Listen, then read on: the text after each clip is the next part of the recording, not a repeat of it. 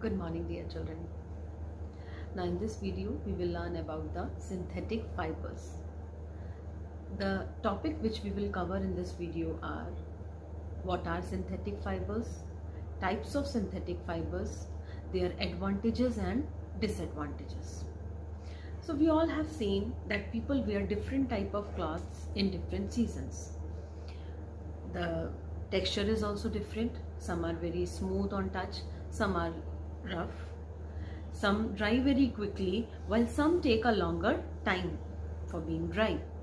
Now, have you ever thought that what kind of materials are used in making of these apparels?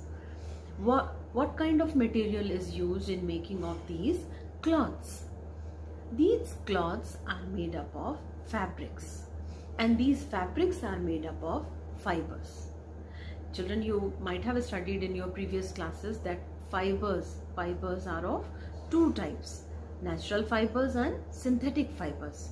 Natural fibers, as you have studied in the previous class, some names, can you tell me some names? Yes, cotton, jute, silk and wool. These all are natural fibers. Why they are called natural? Because the raw material is obtained from natural material. For example, cotton and jute are plant fibers because their material, the raw material is obtained from the plants. While wool and silk is known as animal fibers because their material, the raw material to obtain these fibers is obtained from, we get it from animals. So these are the examples of natural fibers.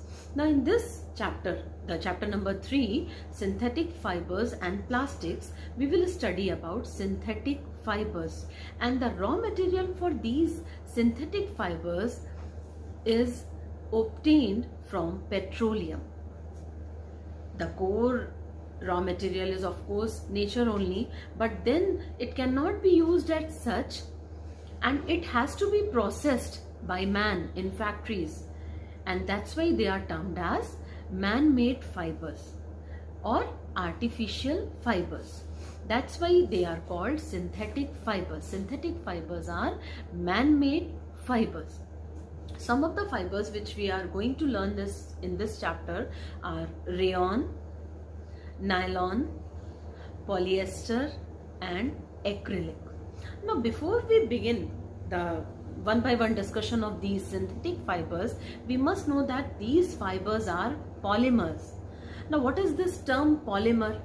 This word polymer is derived from two Greek words, poly plus mer. Poly means many and mer means unit, or you can say a part. That means as such, if we think, then what the name implies, polymer name, what it implies? Yes, it implies that when the monomers are repeatedly attached to each other, they form a polymer. So as per definition, we can say that polymer is a long chain of molecules that contains thousands of similar kind of smaller molecules. These smaller molecules are monomers. The long chain of molecules is polymer. Now this can be easily understood with an example of bead necklace. Have you ever seen a bead necklace? One to another, the beads are attached to each other and it forms a necklace. For example, paper pins you can take. If the paper pins are joined one after the another, they form a long chain. In the same way, the monomers are joined together to form a long chain. These monomers are smaller molecules and they together attach together, join together to form huge molecules, which is termed as polymer. Now all polymers are not attached only in a same sequence. These monomer can be attached in two ways. Either they are attached in a linear fashion, linear arrangement, or they are attached in a cross-linked arrangement. So I hope that all of you have got it. that all the fibers are made up of polymers. What is polymer? Polymer is a long chain of molecules consisting of thousands of similar small molecules called monomers. And these monomers can be arranged in two ways: linear arrangement or cross-linked arrangement. Now we will discuss all the types of synthetic fibers one by one. So first of all, we will discuss about rayon. You know children, rayon is also known as artificial silk. We all have seen silk, so shiny and lustrous, and it's a beautiful feel to wear silk. But it's very expensive. Everyone cannot afford it. So scientists have been trying for a long time to make a fiber which is lustrous, having silk-like texture, and is affordable also. So by the end, towards the end of the 19th century, scientists were able, their attempts were succeeded, and they were able to make a fiber that is rayon, and which is known as artificial silk. Why rayon is known as artificial silk? Rayon is known as artificial silk because of its silky texture. It is beautiful, lustrous, and that's why it is known as artificial silk. And this rayon fabric is less expensive, that means cheaper, easily affordable by people, and has the silky luster. This fabric rayon is stronger and can be dyed in different colors, can be woven like silk thread, silk fiber. It can be woven like silk fibers, and it was easily affordable. And this also absorbs sweat, and so it was comfortable. It is comfortable to wear it in even summers. And now the question arises, how this rayon fiber was made. Actually children, it was made from wood pulp. And wood pulp is dissolved in alkaline solution, and the thick solution is then passed into the sieve-like structure, tiny holes, and through the holes, when it passed through, the thread-like structures are then get hardened when it is passed into the cool bath of sulfuric acid, and these fibers are then turned into yarns, and then they are woven into fabrics. And that's why, as it is, the raw material for the rayon is wood pulp, that is cellulose, and that's why rayon is known as regenerated fiber. It is having various uses, as it is very easily dyed into different colors. It is used to make carpets, it is used to make different apparels, it is used to make like different apparels like suits, ties, jackets, and it is also used in home furnishing items like making of carpet, curtains, bed sheets, bedspreads, and many more things. Now next one is nylon. Nylon was the first fully synthetic fiber. And do you know children how the name derived nylon? It's a very interesting thing that the name nylon is derived from the cities where it was firstly marketed. It is New York and London, and thus it got the name nylon. And nylon thread is much stronger, and it is said that it is stronger than a steel wire. You can check the tensile strength of nylon. You can take 4 fibers of same thickness and same length, cotton, wool, silk, and nylon, and just hang it from a support. And at the bottom side you can tie a pan and put on the weights one by one, and you can notice down the weight till the thread breaks, and you can measure the weights, and then you can calculate the tensile strength of each fiber, and you will see that nylon is the strongest one. And due to this peculiar and nice quality of nylon, due to this strongness, it is used for making of ropes, that is used in climbing of mountains. It is used in parachutes. It is also used in making of tents and fishing nets. It's very durable, nylon fiber is very durable. It is wear resistant, and so the garments made up of nylon, they last very longer. Nylon absorbs very less water, so it is very drying very quickly. It is having good elasticity. That's why socks and stockings are made from nylon. And it is also nylon is also used to make toothbrush, combs, zip fasteners, and many more things like this. Now the next one is polyester. The raw material for the polyester is derived from petroleum. Now what is petroleum? Petroleum means crude oil that is obtained from under the earth, and which we will study in our further chapters. The raw material is obtained from petroleum, and this polyester is having many properties similar to nylon. The main thing is, as the name only suggests, polyester. Poly means many and ester. Ester is the monomer.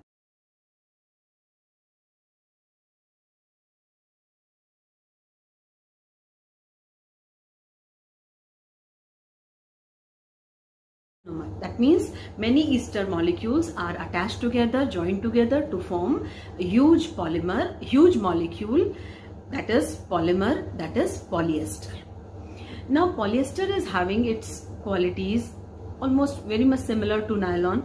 It is light in weight, it is strong, durable, as well as it is crease resistant, and it is elastic, highly elastic, and that's why and the main thing is that it can be easily blended with the natural fibers.